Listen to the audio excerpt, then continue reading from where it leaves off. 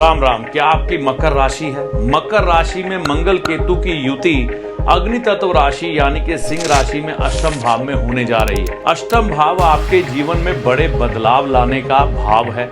यह आपकी ट्रांसफॉर्मेशन करने का भाव है और इस समय में मंगल और केतु की युति 7:30 के बाद यहाँ पर आना मतलब आपके जीवन में कोई बड़े बदलाव आना। और इस समय में आपकी इच्छाओं को लेकर कुछ एक रुकावट तो होगी, लेकिन आने वाला समय आपके लिए बेहतर बन सकता है। और इस समय में आपने अपनी भूमि, वाहन, मकान, माता की सेहत, खुद की सेहत को लेकर किन बातों का ध्यान रखना है, यह ज्ञान आपके लिए बहुत ज्यादा जरूरी है। और यह बड़े बदलाव आपके जीवन में आगे क्या असर देने वाले हैं, इन सब बातों के बारे में इस वीडियो में विस्तार से चर्चा की गई है। तो अगर आपका मकर लगन या मकर राशि है, यह वीडियो देखना मत भूलिएगा।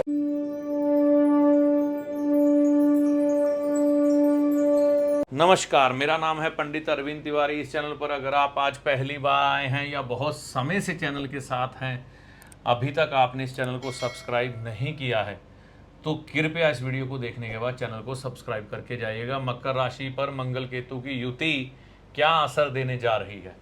7 जून से 28 जुलाई 51 दिन का समय।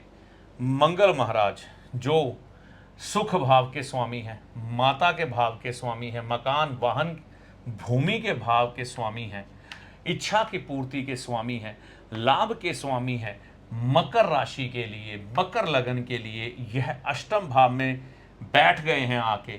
अष्टम भाव में सिंह राशि है। सिंह राशि अग्नि तत्व राशि है। मंगल अग्नि तत्व ग्रह है, केतु अग्नि तत्व ग्रह है कि तो क्या फल मिलेंगे? यह जो समय है आपकी इच्छाओं की पूर्ति होने में थोड़ी रुकावट दिखाएगा। कैसे?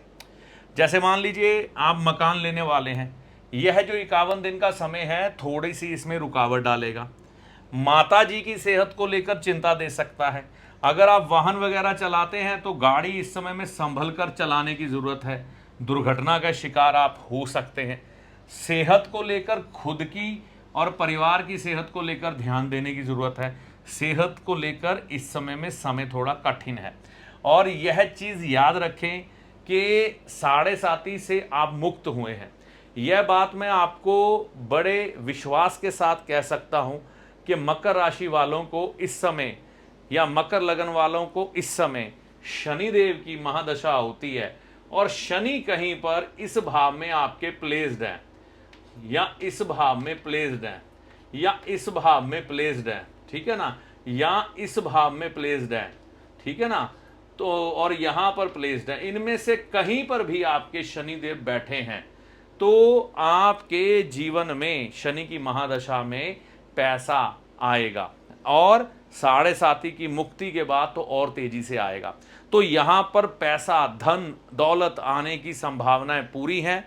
जैसे हम एग्जाम देते हैं ना, हमारे टीचर ध्यान रख रहे होते हैं कि ये व्यक्ति नकल ना करे, इसी तरह से 7:30 के मुक्ति के बाद एकदम से मंगल ग्रह का अष्टम में चले जाना केतु के साथ, ये थोड़ा कष्ट तो दर्शा रहा है, ऐसी बात नहीं है।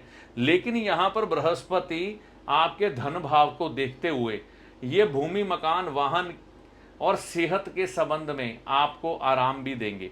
लेकिन जो समय संभल कर चलने का है उसमें कोई दो राय नहीं है, संभल के चलना है। तो सेहत को लेकर सावधान रहना है। जीवन में नए बदलाव आएंगे, लेकिन यह दिन जैसे जैसे पार होंगे चीज़ें ठीक होती जाएंगी।